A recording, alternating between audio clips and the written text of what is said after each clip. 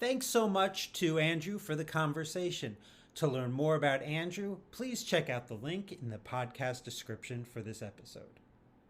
So, this is the part of the episode where I'm going to tell you about Autism Personal Coach and how we can be helpful in your life. Did you know that Autism Personal Coach provides extraordinary support to live self-sufficient and purpose-driven lives through our customized coaching? If this is something that you're interested in learning more about, please visit autismpersonalcoach.com for more information. I hope you enjoyed this episode of Autism Stories. And if you did, if you could tell a friend, foe, or anyone you know about it so they could have the same enjoyable and educational experience as you when listening to Autism Stories, it would be very much appreciated. Until next time, I'm Doug Bletcher of Autism Personal Coach. Talk to you then. Hello, everyone, and welcome to the final episode for the year of Autism Stories. I'm your host, Doug Bletcher, the founder of Autism Personal Coach. Autistic people are the true experts of the autistic experience, and Autism Stories is where we interview autistic people to learn from their stories, experiences, and get their insights.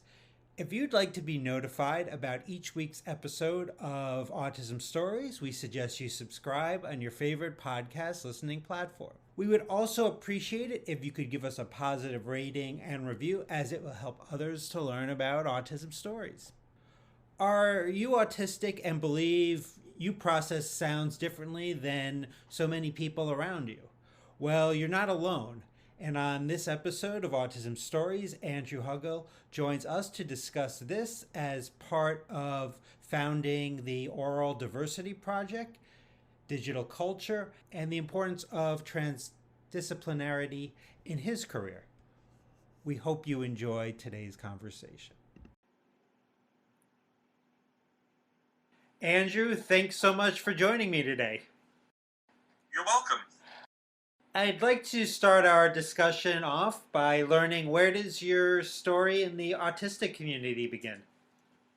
Well, I suppose it begins in 2018, August, when I got my diagnosis.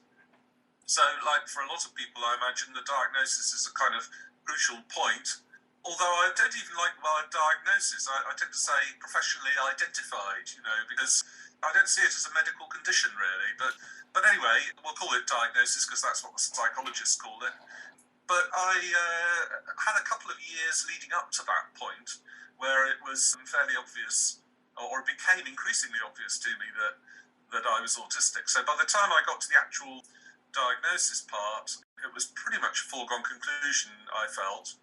So it really started because my daughter-in-law, who is a school teacher who deals with autistic children and is therefore trained to spot the characteristics, I nearly said symptoms, the characteristics of autism, she spotted things in me and remarked to my wife, who immediately sort of agreed. And so eventually they said something to me, and I was very sceptical at first and just said, well, don't be ridiculous, I imagine I said the same sort of things that a lot of neurotypical people say, so things like, I can't be autistic, I've got a happy marriage, I can't be autistic, I've got a successful career, all that kind of thing. Of course, I now know that that's complete nonsense, and it's perfectly possible to have those things be autistic. So, but what happened was, like any good professor, I went off and started researching the topic, and of course,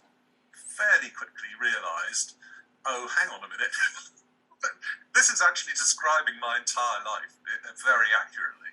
I mean, it was quite uncanny, really. I guess I'm a classic autistic man. I mean, I fit the profile more or less exactly. So there you go. So anyway, the answer to your question is 2018. I was age 60 at the time, so I'm a late diagnosed autistic man. I really like what you said about not feeling comfortable with the word diagnosis, because I've always felt yucky, whenever that's brought up. It feels too much like part of the medical model. Yeah, exactly. I mean, and of course, people self-diagnose. I mean, you don't need to have some kind of clinician tell you that you're autistic. You can figure it out for yourself. And many people do, and that to me, that's absolutely fine. Also, as we know, the clinicians have really, it's a work in progress, their idea of what autism is. I mean, they don't actually define it very well, I think. And of course, as we all know, they talk of it in terms of deficits and, syndromes and all this kind of thing. Well, I can see why they end up at that. And I guess to make a diagnosis, that's what they have to do. But I disagree with it. I mean, I just think, I don't see it that way. I think there are situations where I have problems, like any autistic person, but there are also situations where I flourish. And it really, I guess that's true for non-autistic people too. So I think it's just a difference. It's a neurotype with a set of characteristics that are really different. And I think that's the thing that I focus on.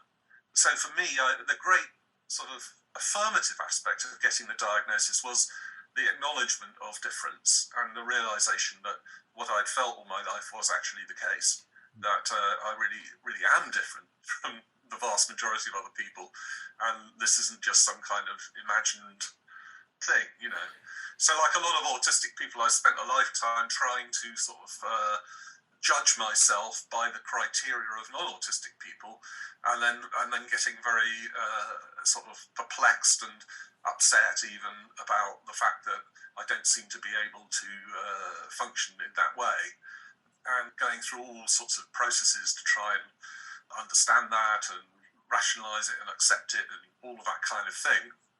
And now, thanks to this diagnostic procedure, I can now say, well, hang on a minute, I've got a recognised condition that it has certain characteristics that are just, hardwired into me, as it were, and were there from birth.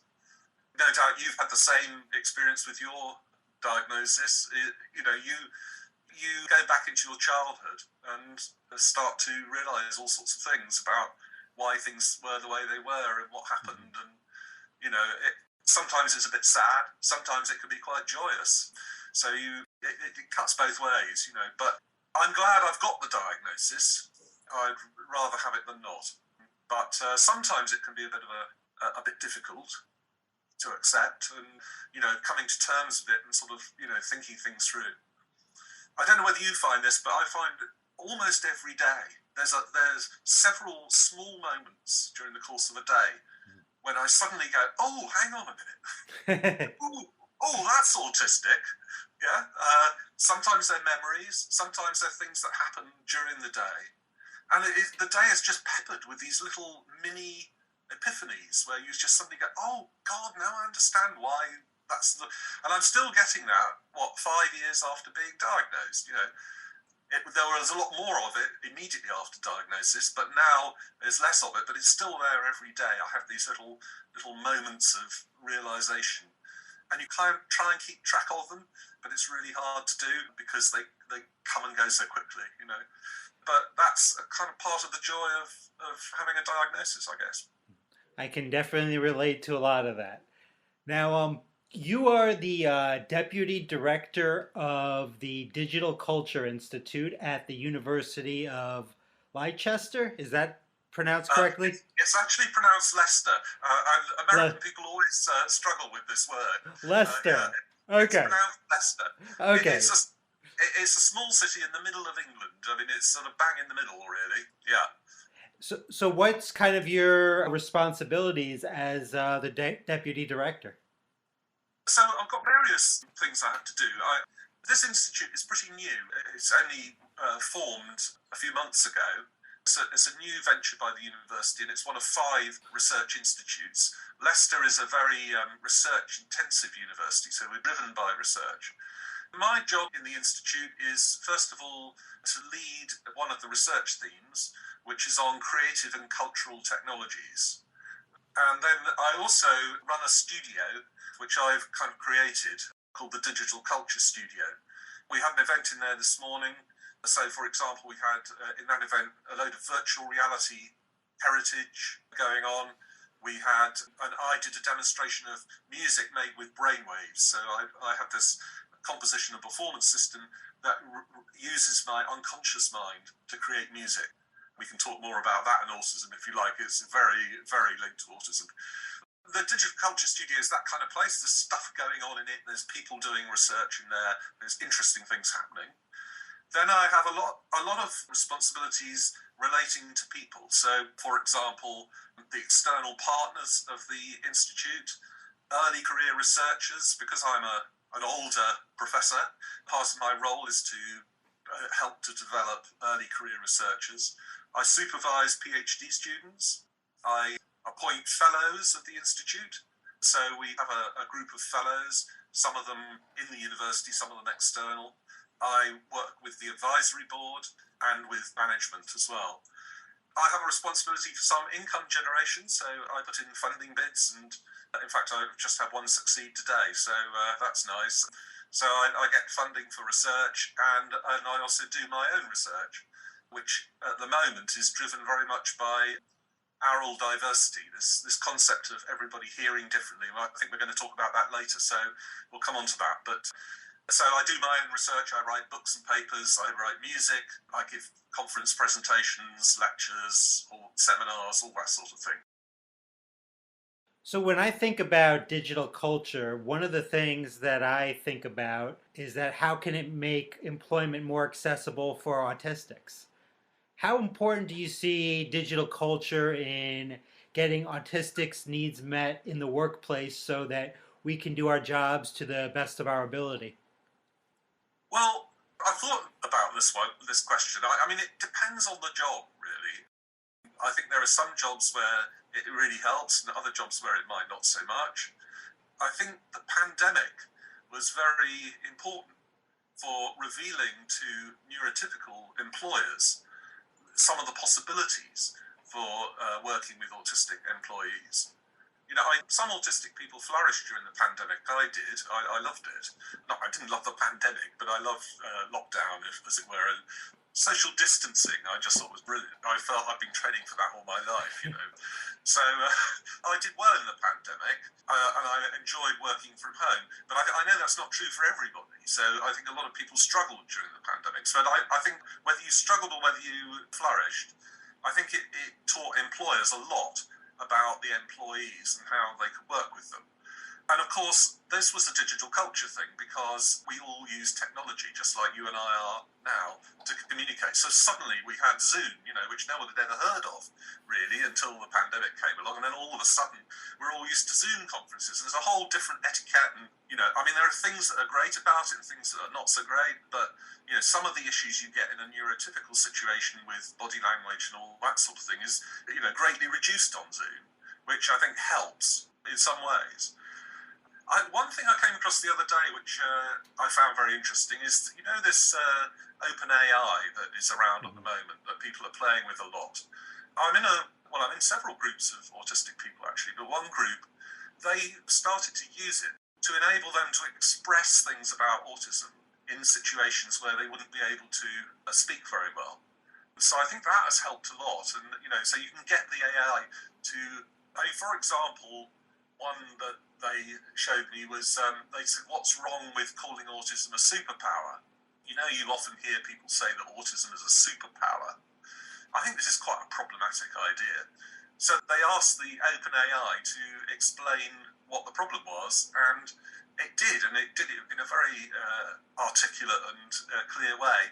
And they then used that, you know, so it said what they wanted to say, but they let the OpenAI do it. So this, to me, is digital culture in operation, you know. I mean, with AI, the question, it seems to be, is not so much, you know, will the AI take over the world, or all these typical questions that people ask.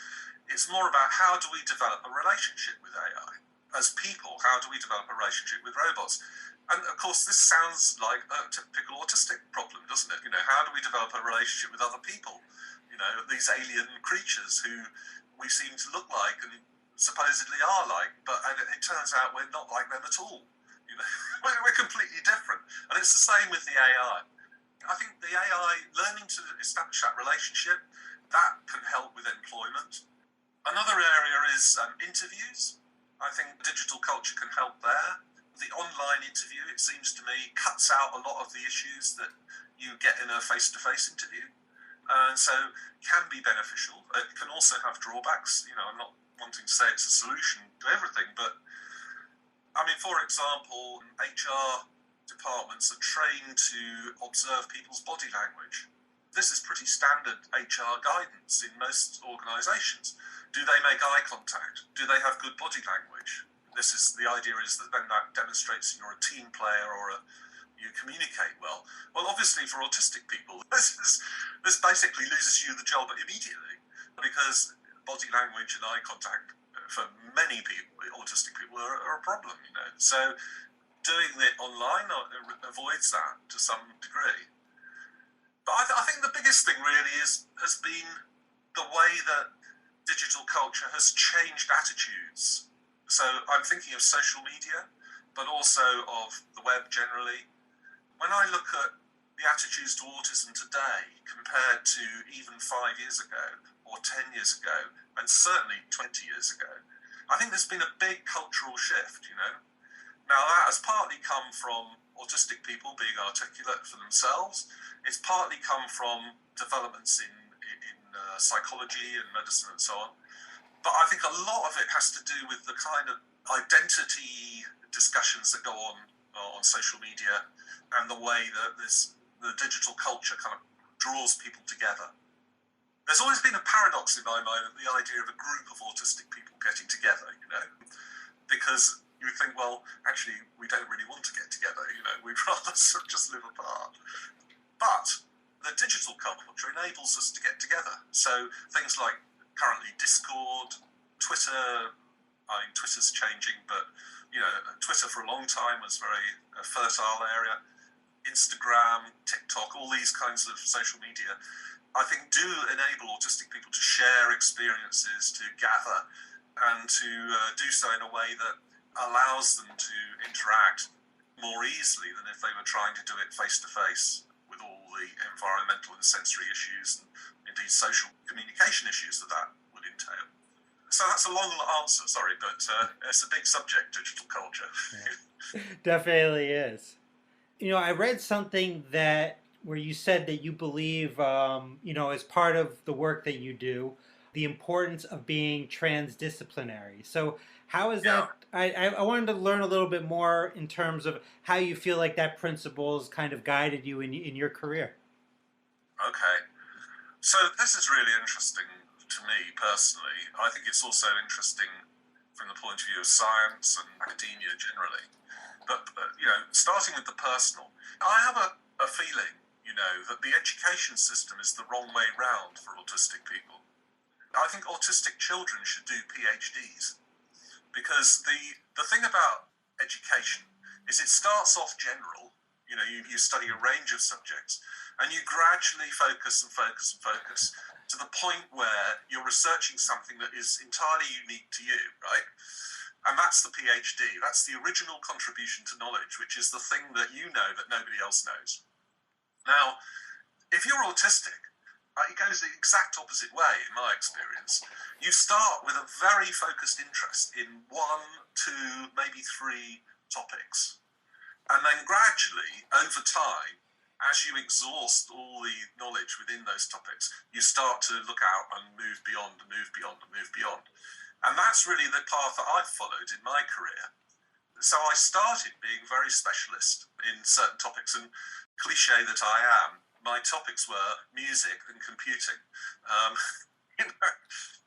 In the 1970s, computing meant mainframes, so I programmed some mainframes, big computers in universities, but also composing music, which I started to do at the age 11, and studying music. I was also very interested in nature, wildlife, as well at that time. So I guess I had 3 interests. The wildlife kind of fell away, but the other 2 persisted. Gradually, as I began to, in music particularly, focus on the music that I was especially interested in and becoming more and more knowledgeable about that, I started then to connect it with other art forms initially. So like visual art, literature, and so on. And then that started to expand into other areas and other areas and other areas. So eventually after a long process where the education system tried to funnel me the other way, I arrive at the point I got to probably in about 1997, thereabouts, where I actually started to work in a very visibly transdisciplinary way. At that time, it was music and computing that I combined. So I created a music technology degree that was kind of half engineering and half music. And students did, they could do a BSc or a BA. They went down, they had a shared core curriculum that was half music, half computing. And then they could specialize more on the computing side or more in the music side, depending on their preference. Then I widened that out more broadly into creative technologies. Became a kind of model in academia of somebody who works in a transdisciplinary way. And what I would say is that I'm really undisciplined. I don't understand these disciplinary divisions because there's so many obvious connections. And I get kind of baffled when people insist on, walled garden around their discipline.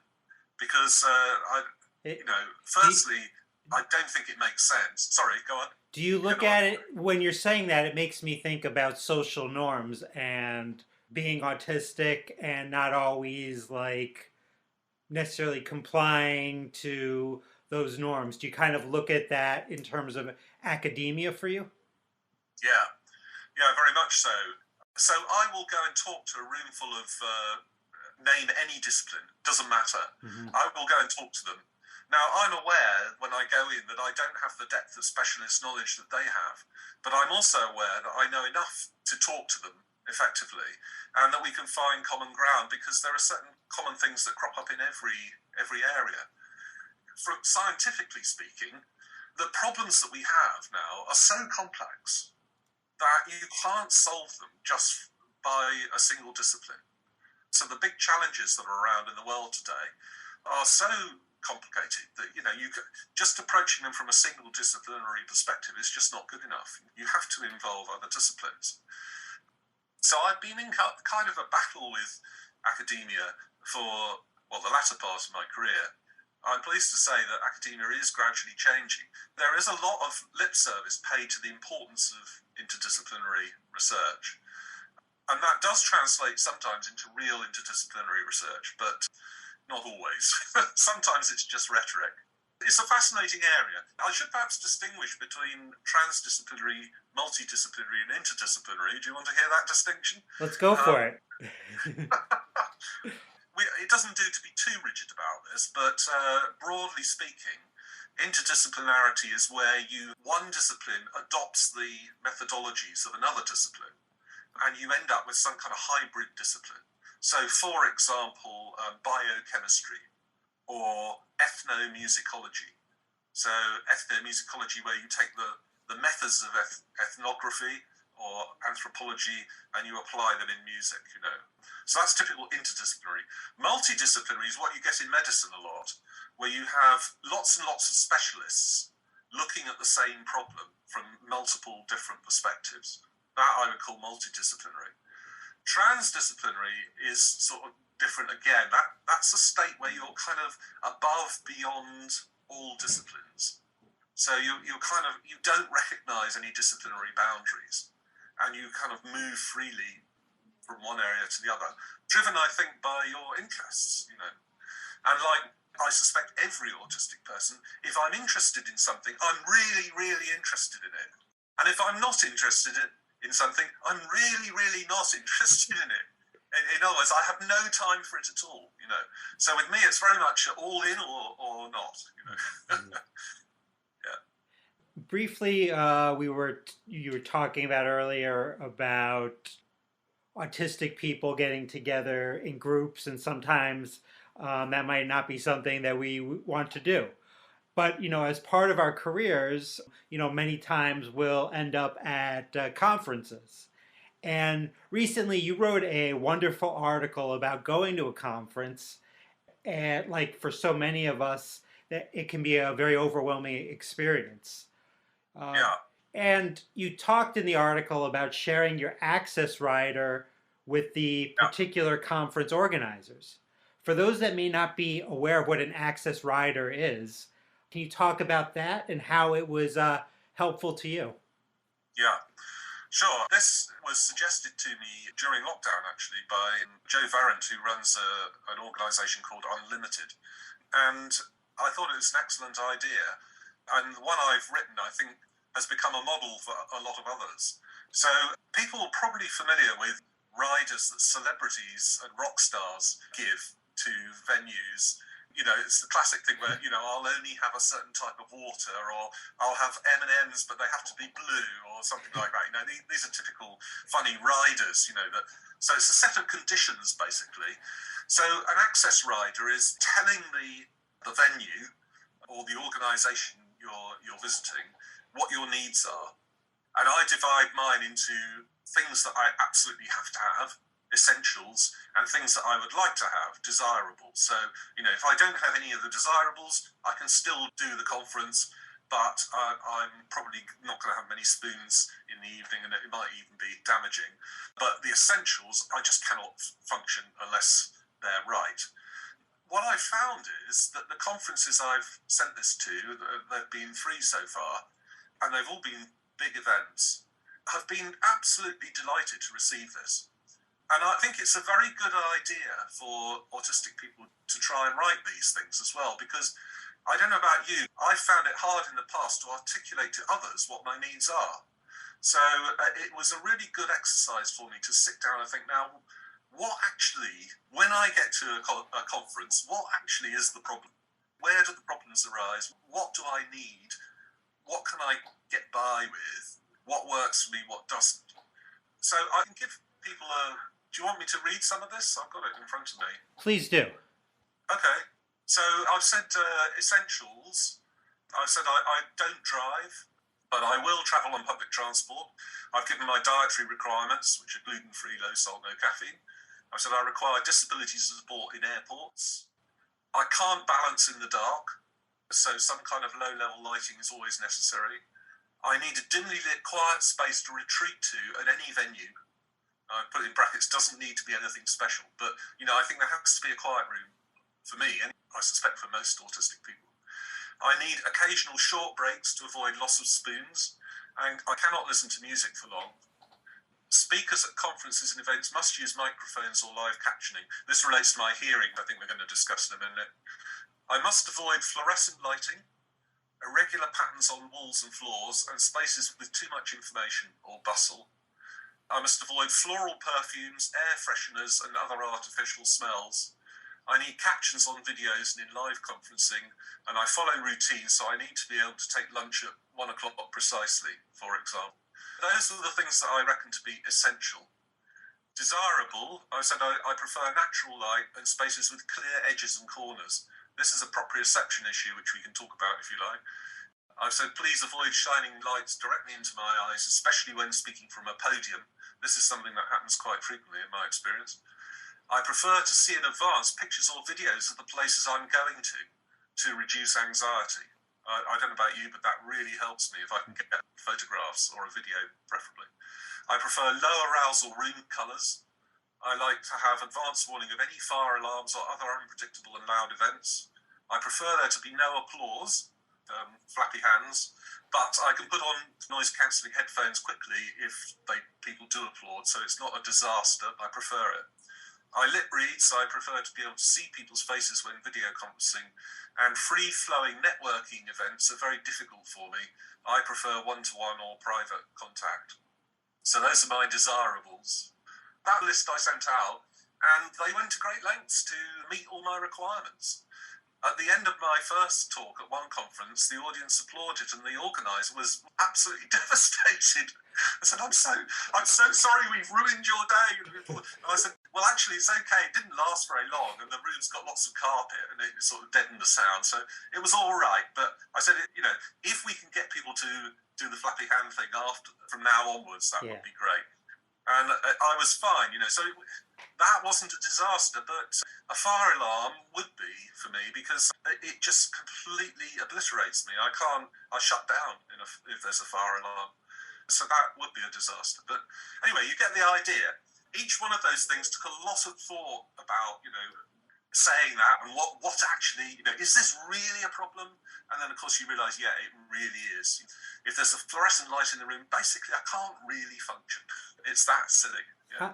I'm wondering, Andrew, after writing that out, your access needs for this conference, has that helped you in any way when you go into the community in other places to better kind of support your needs in those places as well?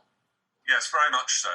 So it becomes a kind of a list, a template that I refer to constantly, really. And when I'm talking to others, like in the Digital Culture Studio that I mentioned earlier, the director that I work with is very concerned to make sure it's a welcoming environment for me and that everything is comfortable, So he's referred to this quite a lot. And when people come in and I talk to them, I'm very upfront about being autistic, So I will refer to this list. And frequently, for example, the other day I was at an internal conference at the university. We have our own little conference centre, and they had a load of those scent dispensers, those things that puff out a little puff of scent every 3 minutes or so. Well, of course, that's just death as far as I'm concerned. I got them to take them away and put them in a cupboard. Yeah, insist on these things because I know it's going to cause me a problem. And I'm referring back to the access rider then.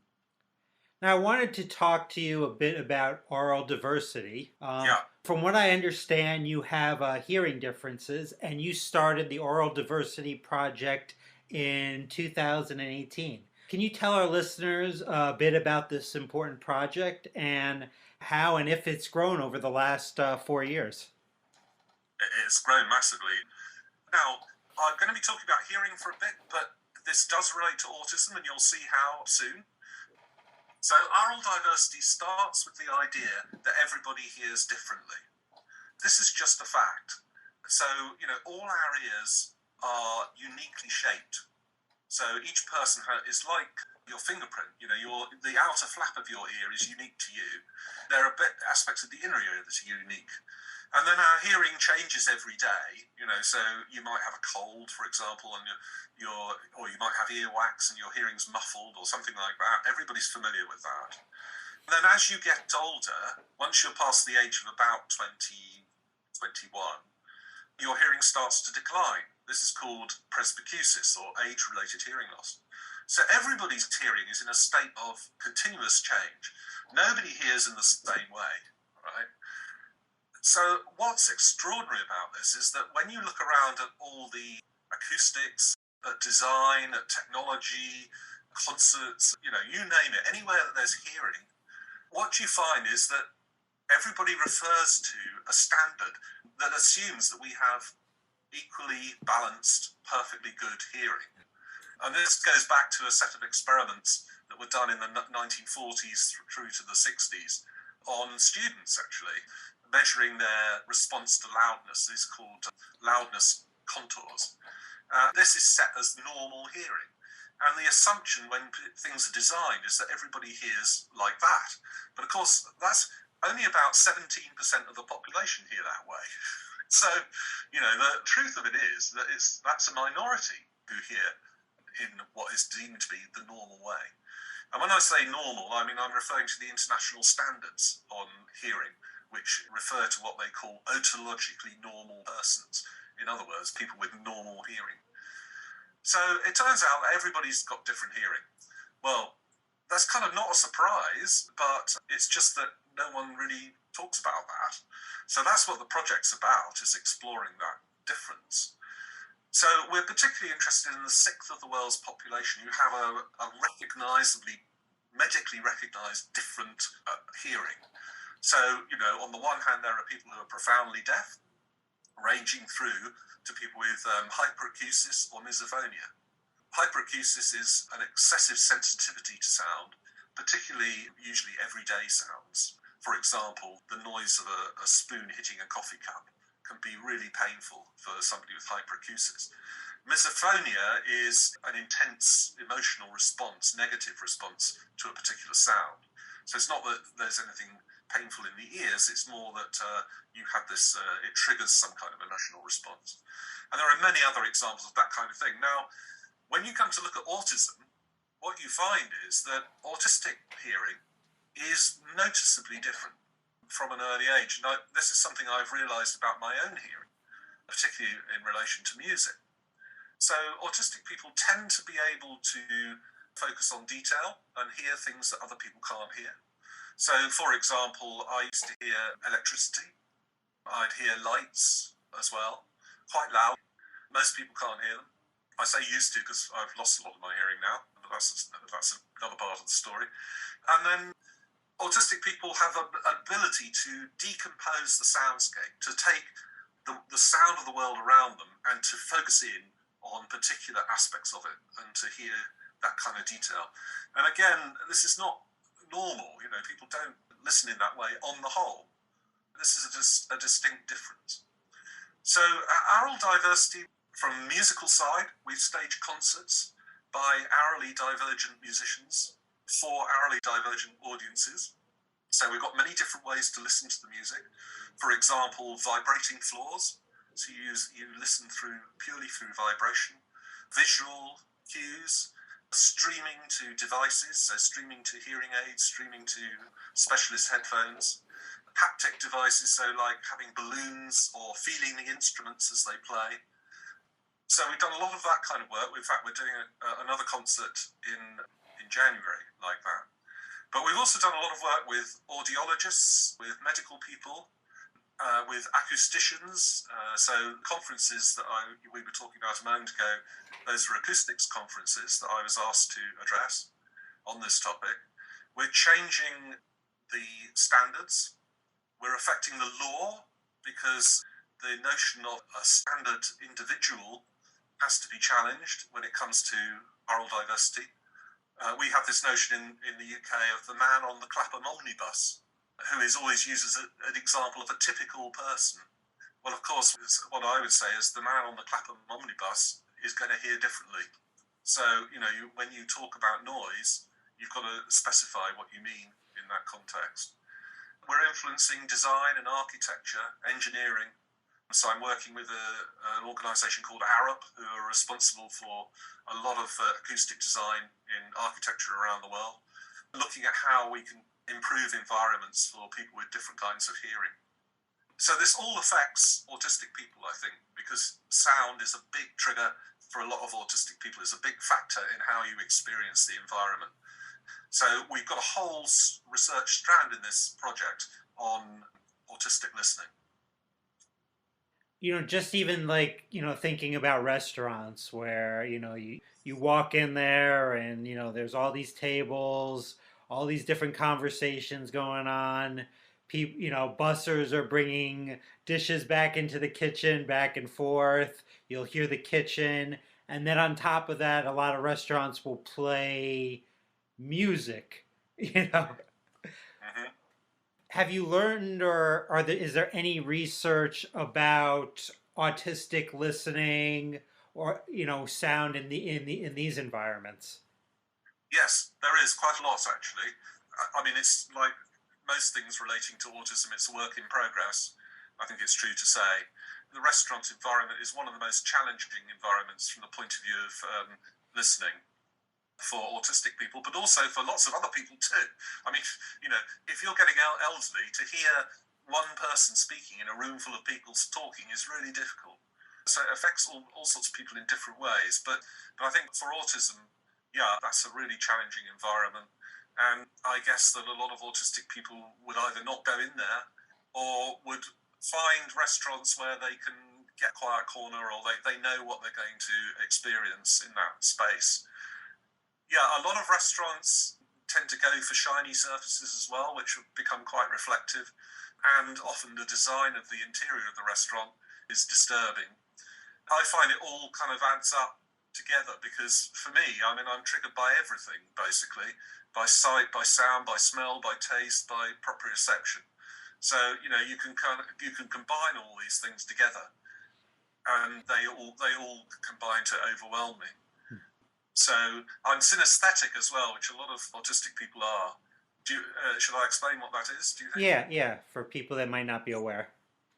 Okay, so synesthesia is the scientific term for, well, it's defined as confusion of the senses. What it means in practice is that experience one sensation in terms of another sensation. So, for example, I will experience some sounds as colours. For example, the open E string on a violin is red for me, and it always has been red, you know. So whenever a violinist plays an open E string, I see the colour red. So this obviously affects my composition, but it affects the way I experience the world in general. It's not that every sound creates a colour, but a lot of them do. And then this can also affect taste. So, I mean, I told this story this morning, actually. During the lockdown, my hair got pretty long, and my wife went out and bought me some products to sort of grease my hair down a bit. And she gave this tube of this stuff. And I looked at it and I said, I can't possibly use that. It tastes foul. And she said, what are you talking about? you haven't even opened it. How can it taste? You're not tasting it. And what it was there was this kind of purple colour, which was very synthetic, like they use in hair salons and that kind of thing, on the outside of this tube. And that purple colour just produced the most revolting taste in my mouth. I mean, it was really strong, So that was an example of synesthesia. And I think a lot of autistic people experience this. I wanted to talk about something else you wrote about not too long ago, and that was aging as an autistic person. You discussed in this article about your flow state as stimming, having a purpose, routine, action plan to just get you out of bed and through each day. I know as I've gotten older, I've learned to honor my limitations, and that certainly can affect my routine. So, wondering how has the aging process affected your routine and as a result, probably the rest of your life? Well, first of all, I should say congratulations, because you've achieved something I haven't managed to do yet.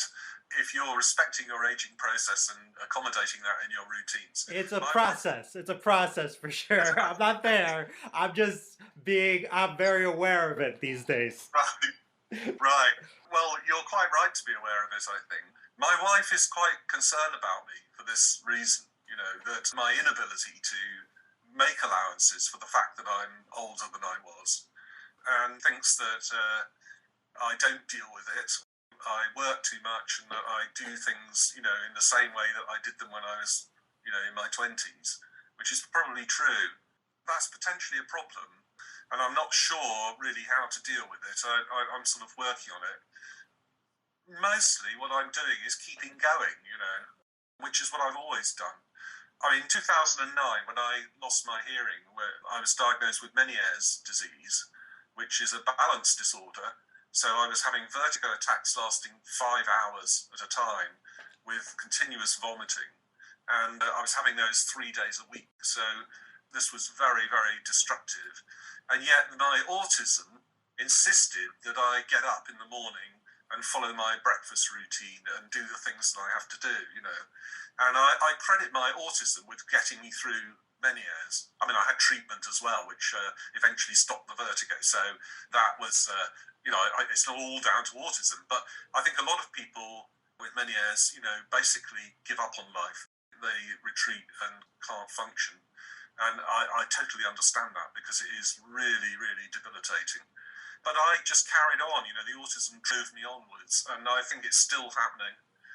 But, I have difficulty on Sundays.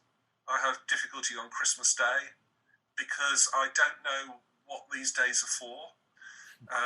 We've tried very hard to create a routine for a Sunday. It never quite works for me. I've got some way towards it, but it's really difficult to make sense of Sunday, and I end up getting quite depressed on a Sunday and feeling that I don't understand life at all. And Christmas Day is just a nightmare, basically, on every level. I really hate it.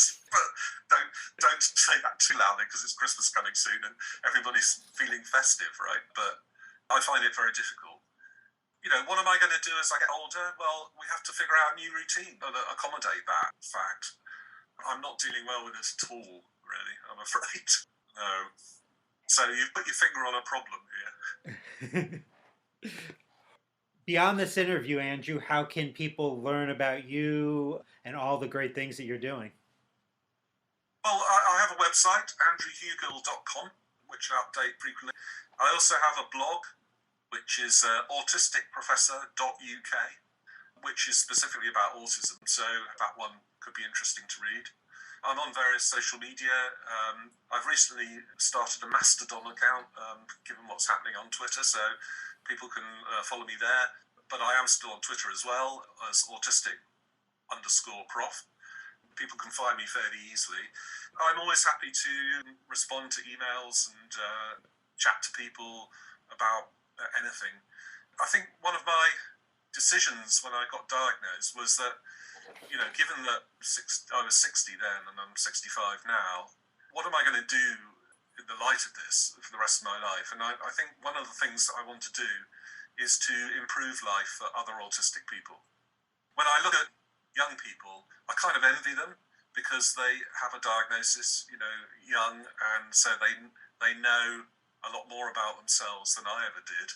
I grew up being autistic but not knowing it and struggling enormously. So I kind of envy them, but I also recognise that life is really, really difficult.